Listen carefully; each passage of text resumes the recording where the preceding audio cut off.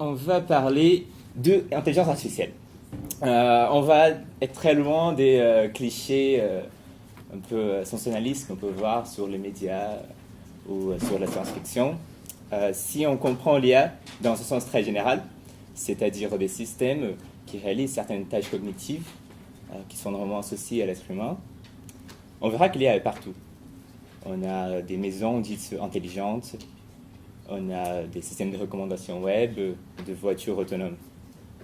Et ce que ce système partage, c'est qu'ils sont des agents qui ont un certain objectif précis et qui sont plongés dans un environnement avec lequel ils interagissent principalement par deux moyens. Ils l'observent, c'est-à-dire ils reçoivent des stimuli à partir de cet environnement, et ils prennent des décisions. Ils prennent des actions qui peuvent à la fois changer l'environnement ou le rendre plus proche ou plus éloigné de cet objectif. Ce n'est pas du tout une définition parfaite de l'IA, mais c'est un point de départ pour cette discussion. Le fil conducteur de cette conférence aujourd'hui sera cette citation de Douglas Hofstadter dans son livre Gödel et Sherpa. Et ce qu'il nous dit, c'est que parfois, il semble que chaque pas vers l'IA, au lieu de nous donner quelque chose avec lequel on peut tous être d'accord qu'il s'agisse de la vraie intelligence, nous dit plutôt c'est que la vraie intelligence n'est pas. Si on regarde les avances en IA historiquement, ce dont on s'aperçoit, c'est qu'on essayait toujours pour faire une vraie intelligence, réaliser une machine qui ferait les tâches les plus compliquées que l'être humain peut faire. Et on croyait que ces tâches étaient, par exemple, réaliser des calculs mathématiques très difficiles, ou jouer aux échecs ou au Go. Alors, aujourd'hui, nous avons des machines qui nous battent dans tous ces domaines-là, mais qui n'arrivent pas à faire des choses qu'on croyait qui étaient super simples, comme regarder une scène et identifier des objets, ou même, par exemple, identifier le sarcasme, l'ironie. Si nous ne comprenons pas l'intelligence artificielle, finalement, c'est que nous ne comprenons pas l'intelligence tout court. Donc, en essayant d'un peu comprendre mieux ces deux choses-là, on a invité aujourd'hui Emmanuel Jupou et Agnès de Cailleux. Je voulais vous remercier d'abord d'être venus et je vous demander de vous présenter brièvement et parler un peu de vos travaux. Agnès, vous voulez commencer ? Donc moi, je m'appelle Agnès, je viens plutôt de la littérature et également de la fascination peut-être pour des figures comme Turing ou comme Sofia Kovalevskaya, la première mathématicienne. Mais du point de vue pas très technologique, enfin, voilà, je ne suis pas ingénieure. Et j'ai suivi, je crois, dans mes travaux, toutes ces histoires-là et essayé de comprendre de ce point de vue-là. Très bien. Emmanuel ? Oui, bonjour, moi je suis Emmanuel Dupou, je suis directeur d'études à l'école des hautes études en sciences sociales. Alors moi je viens en fait de l'informatique, j'ai d'abord fait de l'info et puis de la psychologie cognitive, j'ai fait une thèse de psychologie cognitive et puis toute ma carrière j'ai étudié le langage, l'acquisition du langage chez le bébé et depuis assez récemment j'ai retourné un petit peu vers mes premières amours en me rapprochant de l'intelligence artificielle. Très bien. Donc cette conférence est divisée en trois parties. Nous allons parler de mémoire, de langage et d'interaction. Ce sont finalement trois parties qu'on juge fondamentales dans tout ce qui est intelligence, soit-elle naturelle ou artificielle. Et nous allons essayer de les explorer par le biais de l'intelligence artificielle et ce qu'elle peut nous dire sur l'intelligence en général. Donc on va commencer en s'inspirant d'une figure appelée Alissa, qui a été créée par Agnès de Cailleux, qui est récurrent dans ses travaux. Et c'est un logiciel de conversation qui joue un peu sur le thème de la mémoire et de l'oubli. Donc d'abord, Agnès, est-ce que vous pourriez nous dire un petit peu sur comment est-ce que Alissa est apparue, comment vous l'avez conçue ? Oui, donc Alissa, elle a fini par devenir une sorte d'avatar modélisé, ça c'est son visage. Elle a été présente sur l'espace virtuel du musée du jeu de paume pendant 10 mois. Et là, j'ai apporté en fait les conversations qu'elle a eues avec 900 internautes, donc des anonymes, des gens qui venaient sur le site. Et elle était réellement, je l'avais positionnée sur certaines îles, certains serveurs de la NASA, sur certains mondes virtuels, sur la Lune. Enfin, je la déplaçais un petit peu. Donc il y avait vraiment un corps, une femme avec des cheveux dans le vent. On est face à on peut avoir de l'empathie. On est face à... Enfin là, on la voit peu. Bon, ça c'est ce que ça a fini par donner. Alissa, pour l'instant, sur un disque dur, et elle est partie de son serveur. Donc moi, en fait, je suis partie de rien. Je suis partie quand même de... Il y avait toutes ces... 2006, 2007, il y avait, vous vous souvenez, il y avait la fille de chez Darty, il y avait tous ces chatterbots, ces bots qui étaient sur le web et qui savaient pas trop parler, qui connaissaient pas les insultes et tout, c'était assez marrant. Bon voilà, il y en avait de partout, c'était toujours des filles en plus. Et du coup, c'était comme la réapparition un petit peu d'Elisa, de la question de Turing. Mais on savait bien, nous, que la machine ne pense pas, parce qu'elle s'est réduite. Les processeurs sont devenus miniaturisés, c'est pas pour ça que... Enfin, moi, j'ai pas de réponse, hein.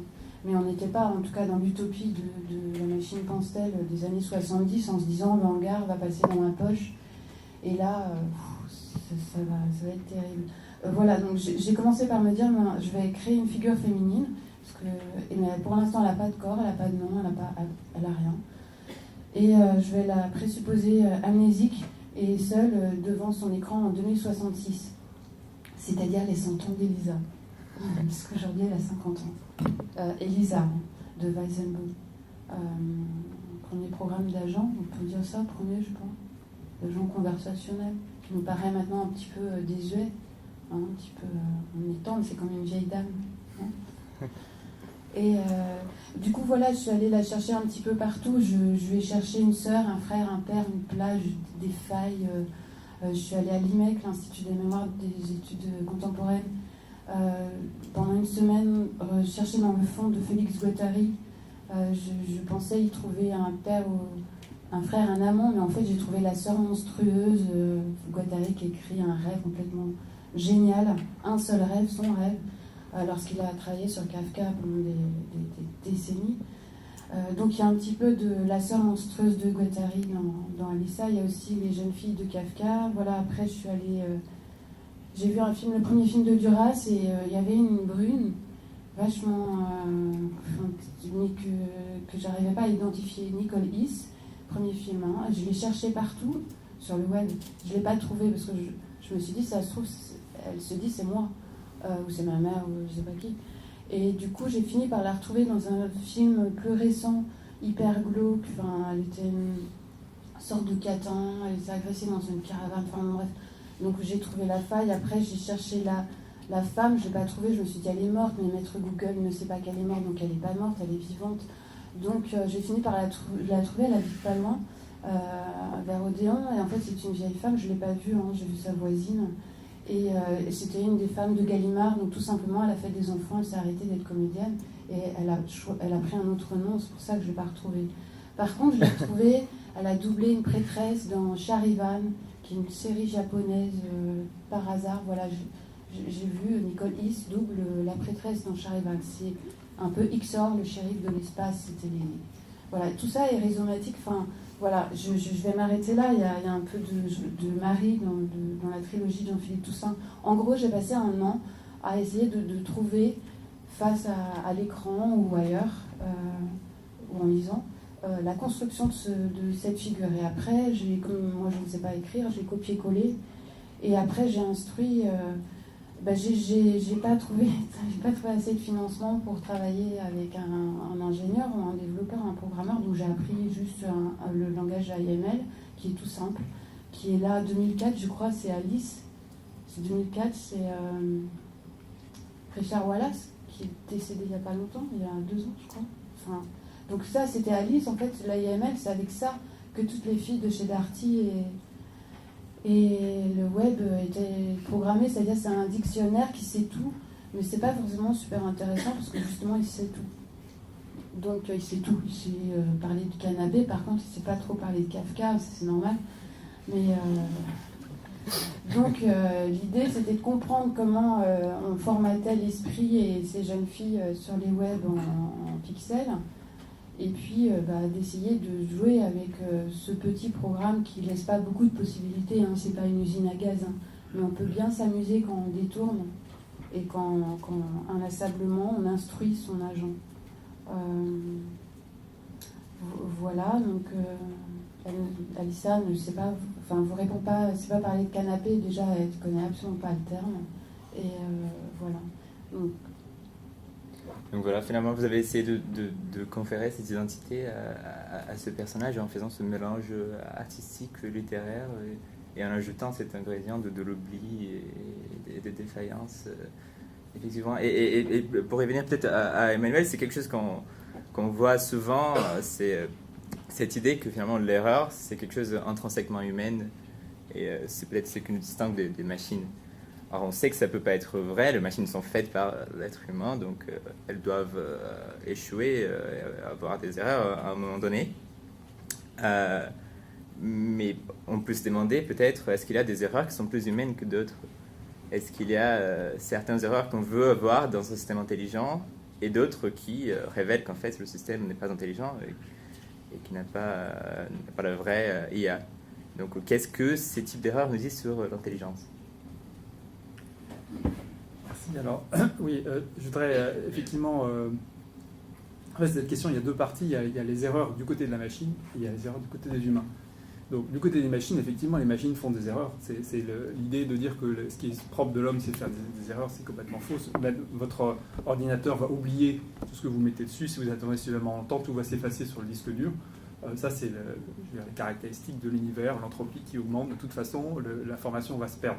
Mais en fait, si on prend, disons, les succès récents de l'IA, ils peuvent nous faire oublier que, en fait, ces machines, ces programmes font également beaucoup d'erreurs.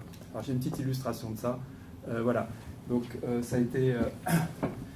c'est ce qu'on appelle les images adverses. Donc en fait, depuis 3-4 ans, on observe que donc, des grands réseaux de neurones sont entraînés avec des millions et des millions d'images à faire des tâches qui, au départ, semblaient effectivement... spécifique à l'humain, à savoir reconnaître des objets de façon qui sont très très variables. Donc là, c'est un réseau de neurones qui a été entraîné à reconnaître 10 000 catégories d'images, entraînées sur des millions d'exemples, et c'est un réseau de neurones qui bat l'humain à cette tâche. D'accord ? Si vous demandez à un humain, alors, la raison c'est que 1000 catégories, c'est difficile de distinguer le pékinois de je sais pas quoi. Donc en fait, les humains font des petites erreurs de catégories, les machines sont parfaites.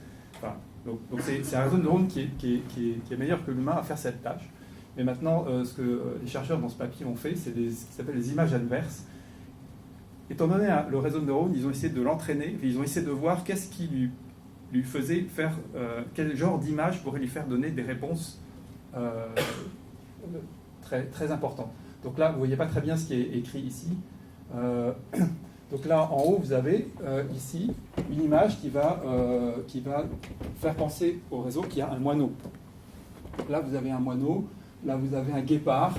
Là, vous avez un tatou. Là, vous avez un panda.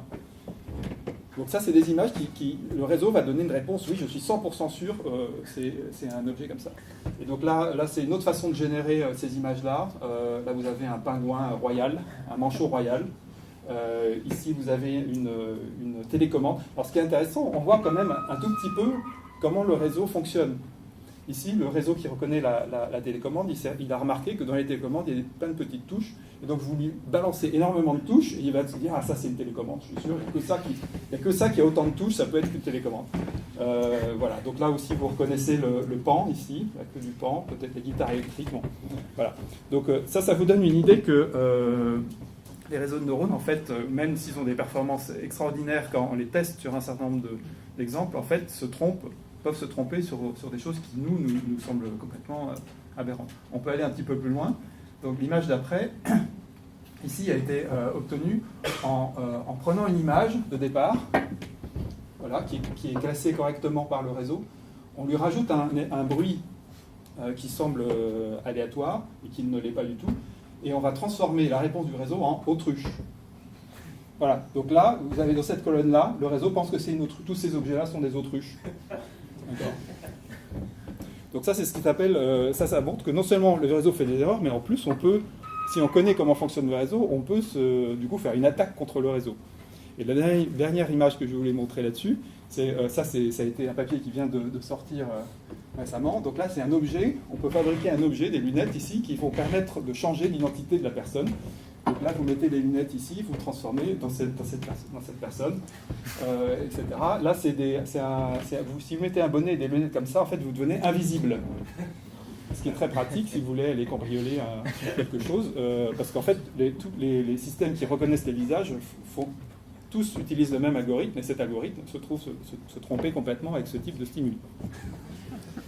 Voilà, donc là, c'est pour répondre aux erreurs que font les machines. Donc elles en font énormément, et c'est très très important de savoir quelles erreurs elles font si on commence à vouloir utiliser ce genre de système dans la vie de tous les jours pour faire des choses comme conduire une voiture, prendre des décisions de vie ou de mort sur, je ne sais pas, des opérations chirurgicales, vous imaginez toutes sortes de choses.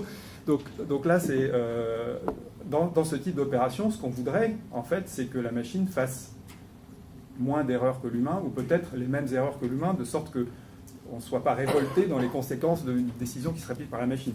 Et en fait, on peut avoir un autre point de vue, ça dépend comment on va utiliser la machine. Si vous prenez par exemple le jeu d'échecs, les jeux d'échecs, donc les machines battent les humains, mais elles ne font pas de la même façon, donc ils n'utilisent pas les mêmes stratégies. Et donc ce qu'on a pu observer, c'est que si on apparie un humain et une machine, comme une équipe qui travaille ensemble, la paire va battre n'importe quelle machine, et aussi n'importe quel humain.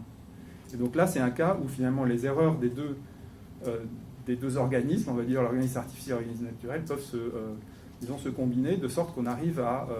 c'est plutôt mieux dans ce cas-là de ne pas faire les mêmes erreurs. Donc voilà, sur ma réponse sur est-ce qu'il vaut mieux que les erreurs de la machine soient comme l'humain ou pas, ça va vraiment dépendre de l'application, de la finalité. Et puis, alors maintenant, si on passe aux erreurs que font les humains, et notamment dans le cas de la mémoire, je pense que ça, c'est une question qui est très intéressante, et en fait, c'est difficile en fait, d'aborder cette question d'un point de vue strictement normatif, en termes, disons, de dire une erreur est une erreur. Et la raison pour laquelle je dis ça, c'est qu'en fait, la façon dont le système humain, le cerveau fonctionne, c'est qu'il fonctionne d'une certaine façon, il est évolué dans un certain environnement pour faire certains types d'opérations. Et donc ce qu'on va considérer comme une erreur aujourd'hui, c'était pas forcément une erreur, disons, pour le système tel qu'il a été construit par l'évolution. Donc dans le cas de la mémoire, si vous prenez la mémoire autobiographique, en fait, donc le type d'erreur classique, c'est que voilà, vous ne savez plus où vous avez garé votre voiture, ou alors les autres types d'erreurs, c'est des cas où on voudrait oublier et on n'oublie pas.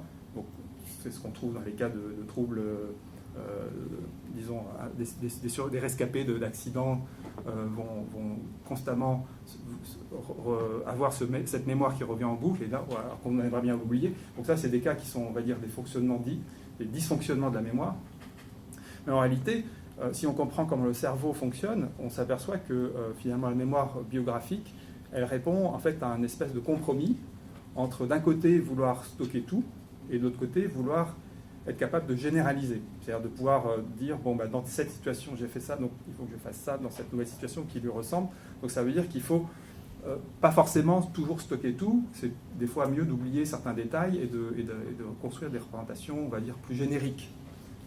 Alors c'est ce qui se passe, la généricité, c'est ce qui se passe dans le cadre de votre voiture. Comme vous garez votre voiture très souvent, bah, du coup, c'est plus voilà, les détails oubliés. Et donc, en fait, la façon dont le cerveau répond à ce compromis, c'est qu'il va, en gros, mémoriser les détails des événements, on va dire, saillants, nouveaux, émotionnellement marquants, et il va oublier et lisser tout le reste. Et donc, donc ça répond à une certaine fonctionnalité qui se trouve après pouvoir avoir des défauts dans la vie moderne, où effectivement, bon, bah, c'était pas prévu qu'on puisse garer une voiture à différents endroits à l'époque où on a évolué notre système de mémoire. Bon, c'est pour ça que je pense que à nouveau la réponse sur les erreurs chez l'humain va dépendre un peu du point de vue qu'on prend sur la question. Je sais pas si ça répond. Ok, oui, non, c'est pas vrai. Bon, je crois qu'on peut passer peut-être vers le prochain thème. Ce sera le langage. Et on va commencer en montrant une petite vidéo. Il s'agit de Dialector. C'est un logiciel de conversation qui a été développé par Chris Marker, dont vous connaissez peut-être par des films comme L'Agité, qui a inspiré L'Armée des 12 singes, ou Sans Soleil. Et ce logiciel a été créé par lui dans les années 80, un peu comme une expérimentation avec des bots de conversation d'une veine plus artistique. Et la vidéo qu'on va vous montrer, a été enregistrée par Agnès. Et c'est une conversation entre Dia Lector et Agnès Varda, qui est photographe et réalisatrice, et qui connaissait, qui était amie avec Chris Marker.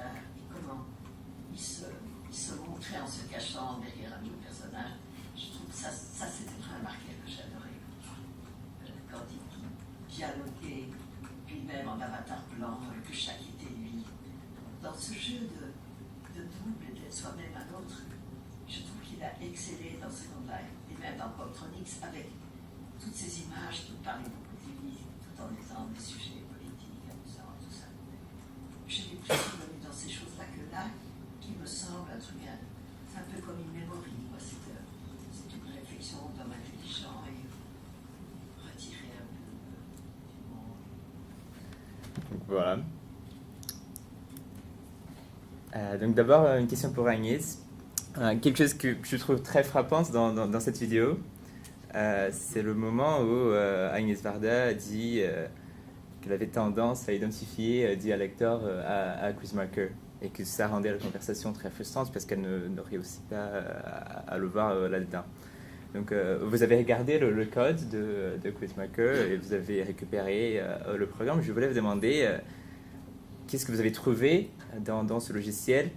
Est-ce que vous avez trouvé des marques peut-être que Chris Marker a laissées pour le rendre plus humain ou voire même plus semblable à lui-même? Je l'ai ici. En fait, il n'y a pas beaucoup de lignes de code. Hein. Donc c'est écrit en basic AppleSoft en 79 sur un Apple II. Pour vous rappeler, il n'y avait pas de mémoire sur les Apple II. Il y avait des disquettes floppy toutes molles de 144K. Il fallait tout le temps les vider. C'est pour ça qu'au départ, quand on le voit, ça met à peu près 1 minute à afficher ce qu'on pourrait appeler une image, mais qui n'est pas une image. Et donc, justement, on est allé interviewer des personnes de l'époque de Dia Lector pour qu'ils nous disent un petit peu ce qu'il y a de Chris Marker là-dedans. Il y a beaucoup de Chris Marker, parce qu'il y a toute la littérature qu'il aime. Il y a Shakespeare, bon, c'est assez drôle aussi. Il y a Eliot, et puis il y a I am a poor, lonesome computer. Enfin, il y a des choses contre Apple, enfin, il y a des choses assez drôles. Et du coup, et puis il y a surtout le marqueur que eux nous décrivent, c'est-à-dire pas sympa, très sec, un peu pet sec même, mais qui surtout écrit en anglais et développe en anglais, parce que c'est lui qui a programmé. Mais ça, c'est le côté, ça, c'est ces femmes qui l'ont reconnu, qui ont un peu pleuré, qui ont dit c'est lui, il me parle. Donc Ariel Dombal était persuadée qu'il lui parlait, parce qu'il y avait la figure d'Alice, et voilà, et c'était intéressant. Et en tout cas pour nous, un travail d'observation. Donc ça, c'est le côté, voilà, je m'appelle Computer, c'est moi Chris cœur qui l'ai fait, vous allez me reconnaître parce que je parle de la même manière de la manière dont je parle dans un bar, quoi. C'est pareil. Enfin, voilà, vous me reconnaissez, c'est ma manière de parler. Mais il y a autre chose aussi, c'est que franchement, il n'y a pas beaucoup de lignes de code, quoi. Et franchement, on l'a fait tester à plein de personnes et il n'y avait pas d'horloge sur les Apple II, donc il n'y avait pas de moyen de créer un nombre aléatoire. Donc il n'y a pas de random comme on le connaît depuis maintenant 30 ans, c'est-à-dire allez hop, on prend une fonction random, vas-y, tu prends ta valeur avec l'horloge et puis on oublie. Il faut savoir quand même que du coup, moi j'ai fait des recherches, enfin en gros j'ai tout lu de ce qu'il a écrit, et j'ai regardé ses 100 documentaires, parce que une fois qu'il est mort il y a 3 ans, on s'est aperçu que ce type avait développé, avait filmé, avait écrit, enfin c'est incroyable. Et en fait, il se trouve quand même qu'il est très proche de Xenakis, qui écrit en 63 pour son IBM 7090, je ne sais pas si on dit 7090, et un manifeste sublime qui est sur Internet, c'est musique stochastique, virgule, libre à l'ordinateur. Et c'est une ode en fait à son ordinateur et à la musique et au stochastique. Et en fait, Marker baigne là-dedans, dans les années 60 ou 70, Schaeffer, enfin tous ces musiciens qui ont la chance de programmer sur les premiers ordinateurs avant les mots, quoi, tout ce qui est musique. Et son programme, ça n'est que ça en fait, c'est que des petits bouts d'intelligence qui font qu'on ne peut pas reconnaître. C'est pas un tirage, c'est pas ce qu'elle dit une réserve. C'est pas du tout un tirage aléatoire en fait, comme on entend aujourd'hui, ou comme on pourrait le faire dans un dictionnaire normal où on fait un tirage. C'est vraiment du jeu, de la pure pensée. Il y a des phrases avec des mots à l'envers, comme donc liées à Alice et le miroir. Et voilà, et ça arrange, je me souviens plus de votre question, mais c'est ce qui le rend plus humain. C'est-à-dire que c'est jamais pareil, quoi. Et voilà, enfin, c'est jamais pareil en si peu de lignes. Hein. C'est ça aussi, en si peu de lignes. Et puis de toute façon, au bout d'un moment, il arrête la conversation. Et, voilà. Bon, dans un autre côté aussi, Agnès Varda nous dit à un moment donné qu'il menait le jeu. Et c'est une stratégie qu'on voit souvent dans des logiciels de conversation comme ça. Si on reste dans le contrôle, si on mène la conversation là où on veut, on a moins de chances de tomber dans des zones où on va faire des erreurs qui finalement vont nous révéler comme une machine et non pas un être intelligent ou humain. Et donc, ce que j'aimerais demander à Emmanuel, c'est finalement, ça c'était dans les années 80. Où est-ce qu'on en est aujourd'hui ? Qu'est-ce qu'on sait sur le langage naturel et artificiel et comment est-ce que l'IA peut nous aider à en comprendre plus ? Alors, bon, le langage, c'est en fait un petit peu, pour la discussion entre l'IA et, disons, les sciences cognitives, c'est un petit peu un point central parce que c'est une capacité mentale, cognitive qui semble assez unique à l'espèce humaine. C'est un système de communication qui est structuré de façon hiérarchique. Hein. Vous avez les sons, les mots, les phrases, le sens des phrases, l'interprétation qu'on en a. Donc c'est toute une organisation qu'on ne trouve pas dans le règne animal. On trouve des éléments de ces différents systèmes, mais qui ne sont jamais imbriqués avec ce niveau de profondeur et cette complexité. Il y a également d'énormes variations culturelles, linguistiques. Hein. Vous avez chacun de ces systèmes, le système des sons, le système des mots, des phrases, vont se manifester différemment en français, en turc, en allemand, en langage des signes, etc.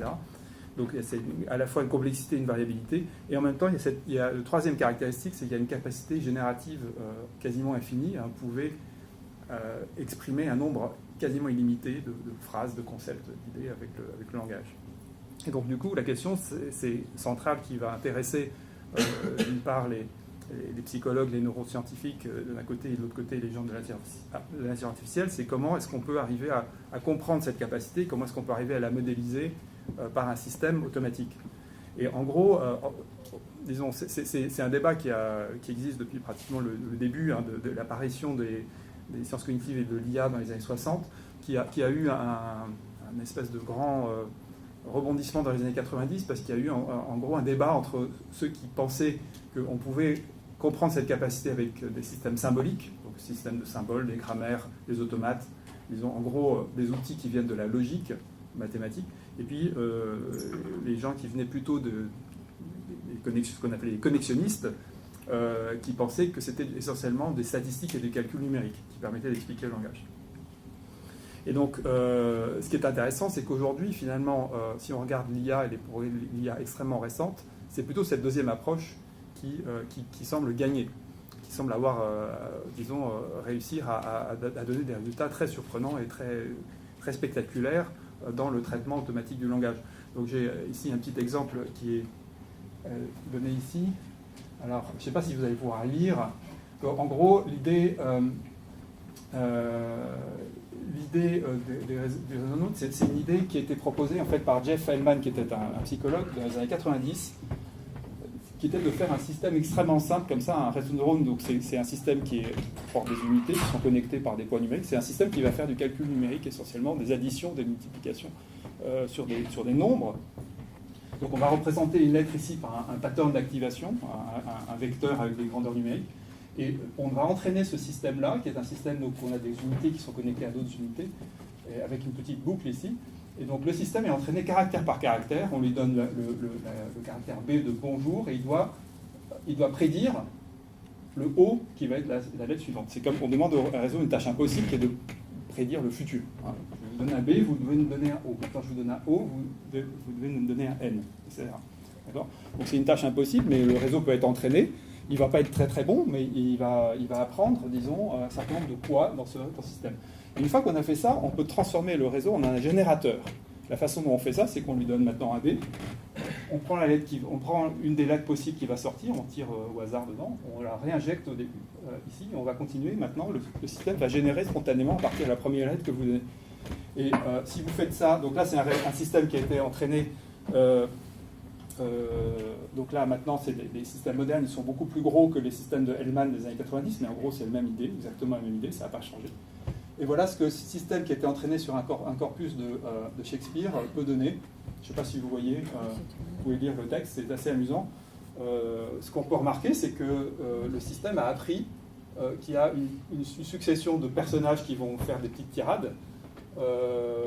Voilà, donc le personnage est annoncé par cette ponctuation-là. Ensuite, il va faire la tirade. Et ce que vous voyez, c'est que le système a été entraîné caractère par caractère, mais ce qui va sortir, c'est essentiellement des mots.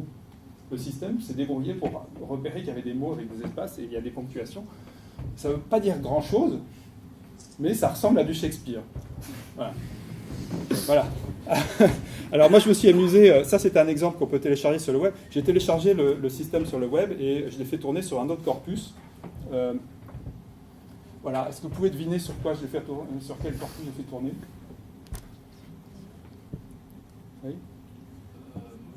Ouais, c'est de Molière. Voilà. Donc j'ai pris les 3 volumes de l'œuvre de Molière qu'on peut trouver, qu'on peut télécharger. J'ai entraîné le système caractère par caractère et voilà le genre de dialogue qui peut me sortir. C'est pas mal. Hein.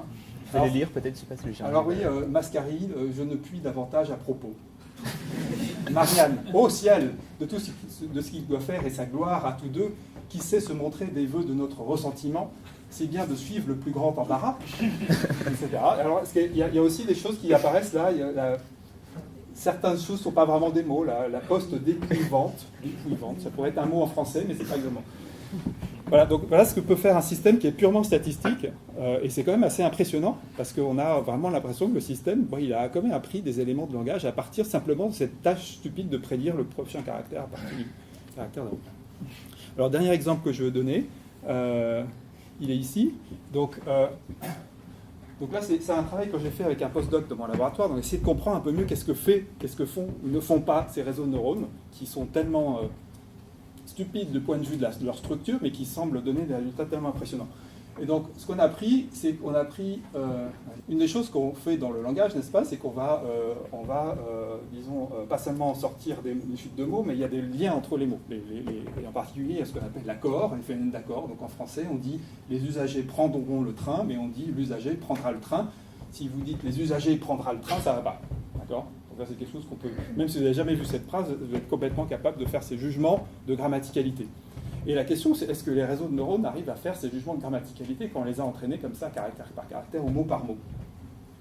Alors la réponse, c'est que si vous testez, vous entraînez votre système sur un corpus comme celui de Molière par exemple, et vous lui présentez ensuite des phrases grammaticales ou agrammaticales, en fait il s'en sort pas trop mal. Mais ce qu'on a voulu aller un tout petit peu plus loin, on a essayé pour savoir comment est-ce qu'il fait. Et est-ce que vraiment, dans les phrases du corpus, il y a des cas difficiles. Et donc les cas difficiles sont des choses comme ça. Là, vous avez une phrase qui est relativement facile, l'usager prendra le train, l'accord est immédiat, vous n'avez rien entre les deux. Maintenant, si vous avez l'usager des transports en commun prendra le train, là, c'est peut-être un petit peu plus difficile, parce que juste avant prendra, vous avez un mot au pluriel. D'accord ? Et là, vous avez un cas encore plus difficile, l'usager, après les grèves des transports en commun, donc là, il y a deux mots en pluriel, il y a grève et il y a transport, etc. Donc on peut rajouter des distracteurs comme ça. Et là, ce qu'on s'aperçoit, c'est qu'en fonction du nombre de distracteurs, voilà les taux d'erreur du système. Donc quand il n'y a pas de distracteurs, c'est-à-dire les phrases qui sont données ici, qui sont les phrases les plus courantes d'un corpus qu'on va tirer au hasard, le système ne fait pratiquement aucune erreur. Et là, vous avez le taux d'erreur ici, hein, et ici, vous avez le niveau de hasard, le niveau de chance. Et donc, vous voyez que le système commence, si vous avez un distracteur, il commence à porter là, deux erreurs, deux distracteurs, le système devient en fait pire que le hasard. Là ici, j'ai mis le système de Google qui a été entraîné sur 1 milliard de mots. Donc 1 milliard de mots, ça représente 1000 livres de 400 pages, c'est-à-dire sans doute 10 fois plus que ce que n'importe qui lit dans sa vie. D'accord ? Donc c'est vraiment un système qui a été entraîné à fond, et néanmoins, il se retrouve au hasard dans la situation où il y a 4 distracteurs. Donc ça vous montre que le langage, en fait, donc, malgré ce que vous pouvez lire dans la presse, que les systèmes automatiques arrivent à traiter le langage de façon mieux que les humains, etc., c'est pas vrai. C'est vrai uniquement quand on les teste sur des cas faciles, mais quand on commence à aller chercher à leur faire des cas plus difficiles, qui sont quand même des cas assez importants, parce que ça peut se produire qu'il y ait des fois on doit prendre une décision sur une base d'une petite distinction, parce que s'il y a plusieurs personnes ou une personne, bon, c'est pas la même chose. Le système commence à se tromper, et donc ça veut dire qu'il va y avoir maintenant, sans doute, la prochaine génération d'IA va revenir peut-être un petit peu au système symbolique où on faisait des opérations plus, qui prenaient en compte, disons, ces structures syntaxiques classiques. Voilà. Bon, je crois qu'on peut passer maintenant peut-être à la troisième partie de la conférence. Et j'aimerais commencer par une petite anecdote. Donc on a mentionné Eliza avant. Et dans les années 60, à l'MIT, exactement à 50 ans en fait, cette année-ci elle fête son 50e anniversaire, Joseph Weizenbaum, un chercheur en intelligence artificielle, a créé ce qui a peut-être été le premier logiciel de conversation. Il s'appelait Eliza. Et il marchait par des principes très très simples. Donc tout ce qu'il faisait, c'était, étant donné une phrase, il prenait le mot-clé et il la reformulait comme une question. Donc si on lui disait par exemple « Eliza, je suis déprimé », il allait nous demander « Pourquoi est-ce que vous êtes déprimé ?» Si on répondait « C'est parce que ma copine m'a quitté », il allait nous demander « Pourquoi est-ce que votre copine vous a quitté ?» etc. Et finalement, on pourrait se dire qu'un système tellement simple aurait un intérêt limité pour des interactions avec des êtres humains. Or, Weizenbaum s'est aperçu que ses étudiants, ses thésards, ses postdoctorants passaient des heures et des heures en train de parler à Eliza. Pourtant, c'était des gens qui avaient participé à la création de ce programme. Ils savaient exactement comment ça marchait, ils avaient regardé le code, ils pourraient même prédire à partir d'une phrase donnée quelle serait sa réponse. N'empêche qu'il passait énormément de temps en train de le parler, et même en lui racontant ses secrets les plus intimes. Et tout cela a culminé dans une journée, quand Joseph Weizenbaum est rentré dans son bureau, et qu'il a vu sa secrétaire en train de parler avec Eliza. Elle lui a demandé de sortir de la salle, s'il vous plaît, parce qu'ils étaient en train d'avoir une conversation intime. Et donc, ce que j'aime bien sur cette histoire, c'est que ça nous dit finalement que les lignes entre l'interaction humain-humain et l'interaction humain-machine peuvent être brouillées. Et donc, on a mentionné avant que Agnès avait programmé un logiciel qui allait mis en interaction avec des humains. Mais ce qu'on n'a pas dit, c'est que vous avez aussi fait le contraire. C'est-à-dire que vous êtes logué sur Second Life en vous faisant passer par Alyssa et en ayant des interactions avec des personnes comme si vous étiez une machine. Donc, il me semble que vous êtes dans une position optimale pour répondre à la question, finalement, quelle est la différence entre l'interaction entre humains et l'interaction humain-machine, et qu'est-ce que ça nous dit de l'intelligence artificielle par rapport à l'intelligence naturelle? Oui, bon, très humblement quand même. Donc pour travailler sur cet agent conversationnel, enfin Alissa, cette figure féminine, au bout d'un moment, on s'aperçoit quand on est tout seul face à son programme, bah, de toute façon, on a sa propre logique, et puis de toute façon, on se teste tout seul, puis c'est toujours la même chose et on n'y arrive pas, quoi. Et du coup, donc, j'ai eu une phase de test sur Second Life, et ça, avec mon propre avatar et puis Alissa à côté, comme ça, personne ne pouvait savoir que c'était moi. Enfin, là où on allait, sur l'ouvroir, une île. Et j'avais un corpus, en fait, de récits, comme ça.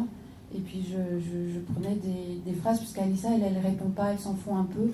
Moi, mon idée, c'était vraiment de faire croire au discutant, à la personne, que c'est lui qui a réussi à conduire un récit assez long, d'ailleurs. Il fallait que ça ait quand même une certaine longueur, et que c'est lui qui a réussi à faire sortir ça d'Alissa. Et c'est pas quelqu'un qui répond. Et pour qu'il y ait la satisfaction, en fait, c'est un jeu d'écriture, hein, c'est tout. Hein. Moi, je me suis aperçue de ça. Hein. Après, j'ai fait des statistiques, en fait, sur les discussions, sur le nombre de minutes, d'heures que les gens passaient et combien de fois ils revenaient. Et pourquoi ils étaient là, quoi. Enfin, je vois pas l'intérêt. C'est intéressant, mais... et du coup, il y a des personnalités assez intéressantes, je ne sais pas qui c'est, mais en tout cas, qui se sont amusées avec les mots, et en fait, qui avaient vraiment envie de comprendre comment sortir d'autres récits ou d'autres discussions. C'est comme le programme de Chris Marker, Dialector, si on écrit 4 avec un K, il n'y avait que lui qui le savait, mais ça, on l'a vu. C'est une image de chat qui ressort. Donc, il faisait un peu le magicien devant les frimets, comme ça. Moi, je sais que si je mets le mot je sais que là, on débarque sur quelque chose, mais j'attendais que quelqu'un sorte là, pour le coup, le mot. Donc, ça, cette phase-là. Et après, en fait, il y a une autre phase de test. En fait, c'était de tester carrément, mais avec son ordi, en vidéoprojection, dans des écoles des beaux-arts ou pas, avant qu'elle soit instruite, hein, parce qu'il faut du temps, quoi, pour instruire un agent. Et du coup, en fait, j'avais évidemment des complices en ligne. Et la seule chose que j'ai réussi à comprendre, en fait, c'est que Alissa, quand vous lui parlez de larmes, donc, elle essaie de vous faire dire le mot larme. Bon, ça marche, c'est assez facile. Hein. Dans un bar, c'est pareil. Si tu veux faire dire le mot larme à quelqu'un, en 30 secondes, tu lui fais dire. Donc, et donc, en fait, elle se trompe, elle lit le mot arme. Et là, c'est le moment où on sentait dans le public, hein, mais de la guérie, en fait, vous voyez la différence entre une machine ou pas? C'est-à-dire que moi, par exemple, quand on se fait passer pour une machine, c'est super simple, hein, il faut utiliser le bug, quoi. Vous répondez 4 fois la même chose, sur les mêmes mots, groupes de mots, ou je sais pas quoi. Donc on vous dit t'es une machine, vas-y. Et il faut aussi pas faire de faute d'orthographe, il y a plein de choses, on peut pas. Et puis il faut de temps en temps sortir un petit truc bizarre, un underscore, un slash, je sais pas quoi, comme il y a dans. Ben oui, c'est ça. Puis alors l'autre est complètement. Là, faut le rassurer tout de suite, faut lui dire tout de suite, c'est un bot, c'est une machine. Et une fois qu'il est rassuré, on peut essayer de le tester et de comprendre ce qu'il va pouvoir répondre quand il va avoir quelque chose d'un peu plus bizarre, quoi, du genre quelque chose auquel il ne s'attendait pas. Voilà. Donc c'est pour ça, hein, que je me suis fait passer pour une machine. Enfin, et de toute façon, c'était assez facile parce que dans des corps d'avatar, on a tous le même corps, qu'on soit bot ou qu'on soit pas bot, qu'on soit humain, quoi. Du coup là, c'est plus simple que dans la rue. Voilà. Et c'était ça. Donc finalement, presque une thèse de Turing à l'inverse, quelque chose comme ça. Donc, on a parlé jusqu'ici d'interaction dans un cadre plus intime, mais on pourrait aussi penser l'interaction dans un cadre plus large, c'est-à-dire l'interaction avec l'environnement, c'est dont on a parlé au début. Et on pense à l'IA souvent comme quelque chose de très figé, très rigide, mais on sait aujourd'hui que le système le plus performant en termes d'intelligence artificielle, ce sont des systèmes qui interagissent avec l'environnement et qui apprennent à partir de leurs interactions. Si on ne peut pas rendre les machines intelligentes, on peut peut-être leur donner les moyens pour devenir intelligentes elles-mêmes. Et donc ma question pour Emmanuel porte un peu sur ce nouveau paradigme. Qu'est-ce que vous pouvez nous dire sur ce changement d'idée, l'idée de l'apprentissage machine, et comment est-ce que ça compare avec la manière dont on apprend nous-mêmes? Oui, alors effectivement, bon, les débuts de l'IA dans les années 60, en gros, ce que les gens faisaient, c'est qu'ils construisaient des systèmes à la main, c'est-à-dire qu'ils programmaient des centaines de lignes de code pour une application particulière, avec d'une part un talent de programmeur, mais aussi en faisant appel à éventuellement des experts d'un domaine particulier. Si on cherchait à faire un système de diagnostic médical, il y a eu toute... ça c'est assez développé après, disons, c'était d'essayer d'extraire les connaissances de l'expert et ensuite de les programmer à la main dans des lignes de code en utilisant de Prolog ou d'autres types de systèmes. Donc ça, c'est ce qui s'est fait au début. Et puis progressivement, ça a été remplacé par des systèmes où on a finalement plus ou moins écarté les experts. Alors, plutôt, on leur a donné un rôle plus facile à faire. C'est-à-dire, plutôt que d'essayer, c'est très difficile en fait pour un expert de sortir son expertise de façon exploitable, parce que la plupart de nos expertises sont des choses qui sont assez automatiques, etc. Et donc du coup, la façon d'utiliser les experts, c'est qu'on leur a fait, disons, étiqueter des bases de données. Donc, par exemple, si on prend la reconnaissance des images, eh ben, on va prendre 1 million d'images et on va demander à des gens de dire bon, cette image c'est quoi. On tape l'image. Donc les experts, c'est des experts d'images qui vont annoter finalement à la main ces images. Donc c'est ce qu'on trouve aussi pour la parole, pour aussi des systèmes de diagnostic médical où on essaie de reconnaître des tumeurs, etc. Donc on demande d'annoter les images. Bon, et ensuite on entraîne. Une fois qu'on a ça, on va construire un système assez générique qui va apprendre à mettre en correspondance, à refaire ce qu'avait fait l'expert, c'est-à-dire à mettre en correspondance une image ou un son avec une étiquette. Et donc c'est là à partir de là, s'est développé le machine learning, parce que du coup, le problème n'était plus tellement un problème de programmation informatique, c'est devenu un problème d'optimisation statistique, c'est-à-dire de trouver un modèle statistique qui allait le mieux possible associer donc, ces images ou ces données brutes, on va dire, avec des étiquettes. Et puis, je dirais que, bon, ça c'est encore, disons, le paradigme dominant. Ce qu'on voit apparaître, peut-être maintenant, c'est que les gens se sont mis, en particulier avec les réseaux de neurones qui ont fait leur grand retour dernièrement, à s'intéresser finalement à des machines qui pourraient apprendre sans étiquette du tout. C'est-à-dire qu'en réalité, l'idée, c'est que les réseaux de neurones, c'est des choses qui sont fortement inspirées à ce que fait le cerveau humain. Et si on regarde comment un humain fait finalement pour apprendre à faire ces tâches-là, on ne va pas donner à l'enfant des millions d'images avec des étiquettes. C'est pas comme ça que l'enfant va apprendre à parler. L'enfant va apprendre à parler en interagissant avec les gens de son entourage. Et il va récupérer de l'information au passage. Et donc il se trouve qu'on parle de quelque chose qui est là, ou même on parle de quelque chose qui s'est passé il y a 1 heure, et l'enfant va arriver à associer correctement l'étiquette linguistique et l'expérience sensible, mais il va le faire de façon plus spontanée. Et donc c'est là, je dirais, où il y a maintenant un peu le cutting edge, c'est l'idée de progressivement remplacer cet apprentissage qu'on appelle supervisé, parce qu'on a l'expert sert à fournir les étiquettes par un apprentissage non supervisé, où finalement le système trouve lui-même ces étiquettes. Et on en est encore assez loin. Et je peux donner donc effectivement un exemple ici. Alors, je ne sais pas si vous pouvez bien lire. Donc, si on prend la reconnaissance de la parole, bon, c'est juste des chiffres que j'ai mis. Hein, c'est plus pour moi, en fait, pour la reconnaissance de la parole. Donc, les systèmes les plus au point actuellement. Donc, vous avez le système de Google qui vous permet de parler à votre téléphone Android pour vous trouver demander des choses, disons, où aller, comment trouver mon chemin pour aller à tel endroit à Paris, etc. Donc ça, c'est des systèmes qui sont entraînés avec 10 000 heures qui ont été étiquetées par des humains à la main. Ils ont fait ça dans chaque langue. Leur objectif, c'est de couvrir 60 langues. D'accord ? Mais donc, à chaque fois, il faut étiqueter, avoir énormément d'experts qui vont faire ça. Si vous prenez un enfant humain, et donc là, je prends un cas un peu extrême, hein, je prends des humains, des enfants qui vivent chez les Tsimanés, c'est un groupe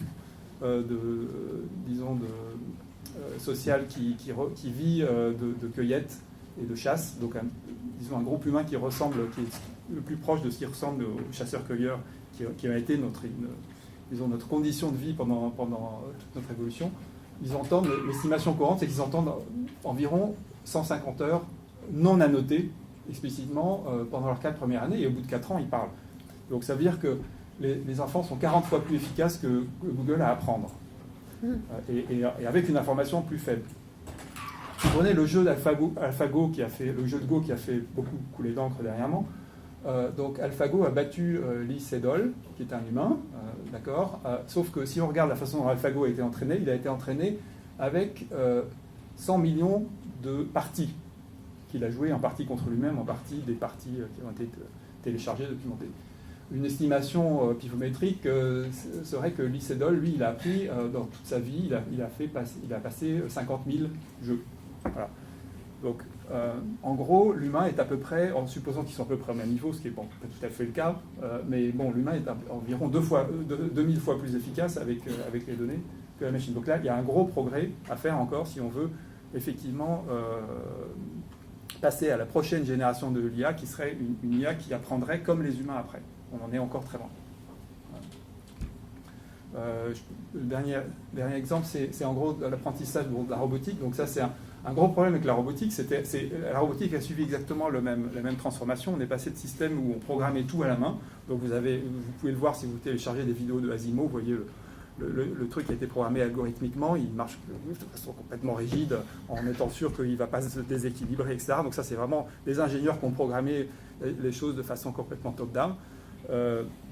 Donc ça, c'est effectivement un peu l'état de l'art. Et ce qu'on essaie de faire, c'est faire des systèmes qui apprennent à faire des gestes, etc.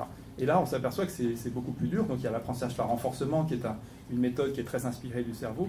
Mais actuellement, ces systèmes sont très très inefficaces, à tel point que maintenant Google a construit en série des dizaines ou des centaines de robots qui travaillent en parallèle à ouvrir juste une porte. Voilà. Ils ouvrent une porte, ils apprennent par renforcement. Et comme l'apprentissage est tellement inefficace, il faut des centaines, des milliers, des dizaines de milliers d'essais. Et pour ça, on construit des centaines, des dizaines de milliers de robots qui vont apprendre et ensuite mettre en commun leurs expériences. Donc ça montre à quel point on est encore loin de l'efficacité avec laquelle les humains apprennent. On est très inspiré, enfin l'IA est très inspirée par ça, mais on est encore loin d'avoir compris les mécanismes. Donc sur cela, on finit la partie sur les interactions et on va ouvrir vers les questions du public. Donc, première question. Vous m'entendez ? Oui. Alors, j'ai 3 commentaires. Donc, premier commentaire, par rapport à la première partie. Vous avez présenté une intelligence artificielle qui a quand même progressé un petit peu. Donc, je veux dire, actuellement, on travaille avec ce qu'on appelle des agents intelligents. Et ces agents intelligents peuvent avoir des objectifs, des intentions, des désirs, des croyances. Et donc, on peut avoir des personnalités, on peut avoir des altruistes, des égoïstes. Donc, ce qui est intéressant et ce qui montre quand même que le travail d'intelligence artificielle évolue, c'est que ces systèmes-là, quand ils agissent de manière intentionnelle. Et ça, c'est une expression d'intelligence. C'est-à-dire qu'ils n'agissent pas juste parce que quelqu'un a donné une instruction, mais ils agissent en vue de la réalisation de l'objectif. Donc demain, vous pourrez avoir, je garantis, une machine à laver. Si vous lui dites, tu ne vas pas laver que le vêtement propre, vous pourrez lui mettre de vêtements sales, vous pourrez lui mettre des vêtements propres, il pourra vous dire non, celle-là je ne veux pas, il pourra analyser, il va vous dire celle-là je ne veux pas la laver, tu peux la sortir, elle est propre. Et il pourra décider lui-même du programme qu'il va utiliser selon la saleté des vêtements, etc. D'accord ? Donc c'est quand même, on a quand même avancé par rapport à ce que vous avez décrit au début. Deuxième commentaire par rapport au système qui se trompe.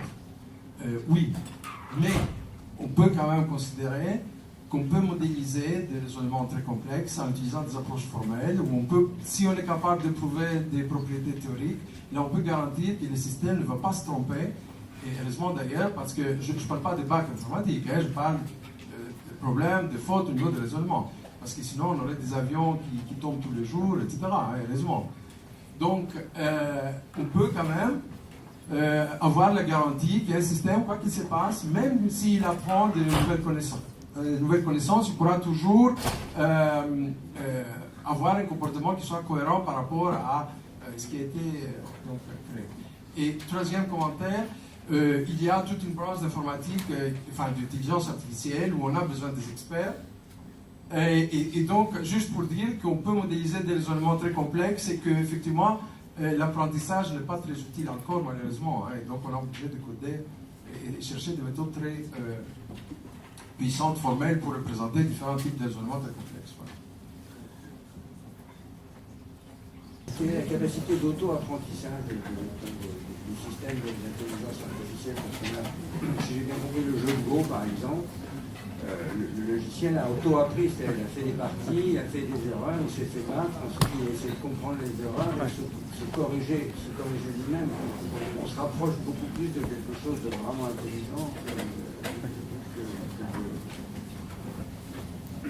Oui, donc là c'est le type d'algorithme qui a été utilisé, c'est l'apprentissage par renforcement. C'est un algorithme où le système prend une série de décisions et à la fin de la décision, on lui donne, il y a un feedback, le résultat, en gros, ça marche pas, j'ai gagné ou j'ai pas gagné la partie. Et ensuite, le système essaie d'assigner, de savoir dans toutes les décisions qu'il a prises, quelles ont été les décisions qui étaient positives ou négatives. Donc ça, c'est des méthodes d'apprentissage qui existent et qui sont assez efficaces et qui, du coup, ont beaucoup servi dans le Go. C'est vrai que le Go a été initialisé par des parties qui avaient déjà été jouées et ensuite, le système a joué contre lui-même. Mon commentaire portait simplement sur le fait qu'il a fallu qu'il joue beaucoup. Enfin, il a eu l'équivalent de plusieurs milliers d'années de joueurs. Donc c'est là où il y a sans doute des choses à gagner, dans le sens où ce que les humains vont faire, c'est qu'ils partent pas de zéro non plus. C'est-à-dire qu'on a tout un tas de connaissances qu'on peut réutiliser. Disons si on a joué aux échecs, même si les Go n'a rien à voir, il y a un certain nombre de connaissances sur simplement la capacité à percevoir des configurations, par exemple, qui peuvent être réexploitées, etc. Et donc actuellement, le problème des systèmes, même les systèmes qui apprennent de façon autonome, c'est qu'ils ont du mal à réexploiter des connaissances qu'ils ont acquises d'une compétence à l'autre. Pour comparer la capacité humaine à prendre par exemple le jeu de Go, c'est vrai que physiquement dans le temps, même si on vit 100 ans, on peut jouer qu'un nombre d'unités de partie. Si j'ai bien compris, il y a une vitesse d'apprentissage tellement supérieure, enfin pas une vitesse d'apprentissage, mais une capacité de stockage absolument supérieure. Les machines sont très rapides. Et que donc on peut, je crois qu'il y a un petit livre qui s'appelle Chatbot, il y a un petit livre qui s'appelle Chatbot, où ils ont fait un robot philosophe. Il est testé pour être un philosophe, et ils ont beaucoup de mal. Quoi. Et finalement, ils ont une discussion, mais dans l'histoire, on dit par exemple que le robot a appris la totalité, a lu la totalité de toute la philosophie qui a été écrite. Aucun humain. Il marche pas. Je disais, c'est qu'on était limité, nous, dans notre apprentissage. On a une durée de vie limitée, une capacité d'apprentissage limitée. Les machines ont une capacité d'apprentissage et de stockage infiniment supérieure. Je prends l'exemple d'un petit livre qui est sorti, qui s'appelle Chatbot, et Chatbot, je sais pas comment on dit, et en fait, le robot a lu la totalité de la philosophie qui existe, tout ce qui a été écrit en philosophie, aucun humain ne sera jamais capable de faire, même s'il est capable de faire des relations, sans avoir lu des choses, et il retrouve, il peut reconstituer un peu unique, à force d'avoir lu des choses. Merci beaucoup. Donc on se resynchronise avec l'autre amphithéâtre.